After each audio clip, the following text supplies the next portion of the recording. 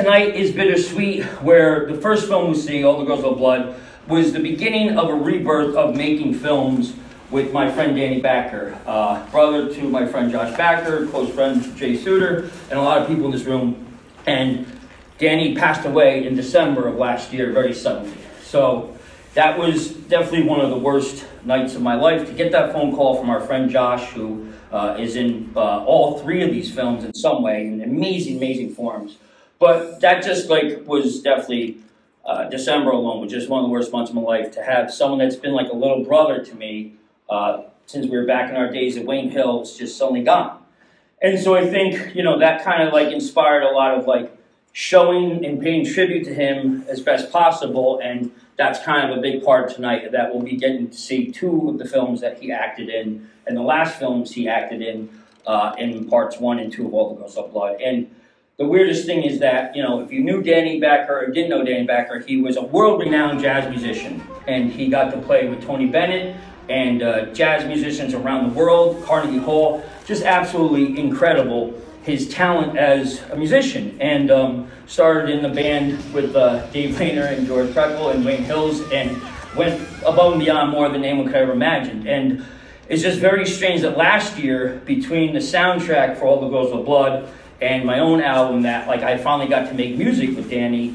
And so, this final film tonight of All Girls Love Blood trilogy will have the last recordings of his music on the soundtrack. And it was very weird, because after he passed away in December, and I'm still editing this final film that we'll see tonight at 9 o'clock, I found lost files that I didn't even know I had of his soundtrack recordings from part 2. So a lot of this music has never been heard in its own way, and again, is another testament and tribute to Danny. It was about 34 years ago, when I was 14 years old, that I met Josh and Danny, and as a kid in the suburbs, I wanted to make movies, and I was obsessed with them. And these two guys that you'll see in all three of these films were the first people I met that actually had a camcorder and were taking it as seriously as I wanted to take it, which was making films based on their love of old films and reading every book we can find. And meeting Josh and his annoying brother Danny that summer, I was like, okay, I guess wherever Josh goes, Danny comes.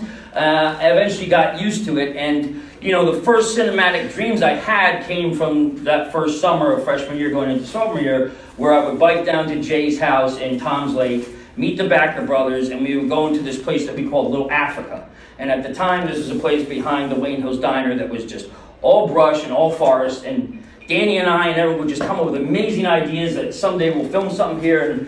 And so much of my filmmaking dreams began that summer in a lot of ways with the Bacher brothers and Jay. And again, we've always continued in some fashion for the last 30 years. So again, tonight is a tribute in every way I can imagine for Danny, who's probably very pissed that his greatest cinematic tribute comes from Together Pictures. He probably wanted more of a tribute from, Warner Brothers. But as you'll see in both these two films, in 2008, I came back from LA. I was broke. I was living on a pillow in Dave Rayner's upstairs apartment and working at the Cheesecake. And Josh and Danny basically huge cast to say, get back to making movies. And so that's what All the Girls Love Blood came out of in that year of 2008. With Danny and Josh were a huge catalyst for let's start making movies again any way we can, anyhow. And as we'll see in the first one, Danny is a huge part of it, and another hilarious role. And before I go on too long, it's when we had auditions this September for this final film, where Jamar came to, a lot of people came to, as I had done for the last 18 years, where if there was an audition, Danny would always sometimes show up to just read with people.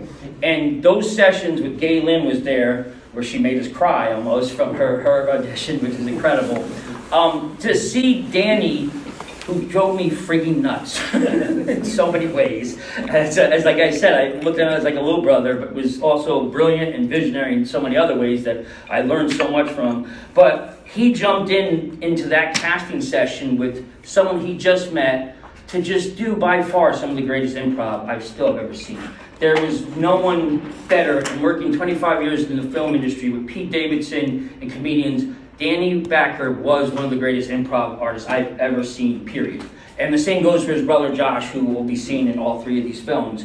And again, I always had wished that we'd all be on the Warner Brothers lot together someday, but again, I think these films and just so many parts of Danny, his spirit will always be with me. And again, the music that's in this film and Full Blood Motorcycle Mafia, again, is just another part of his legacy of what a talented artist he was.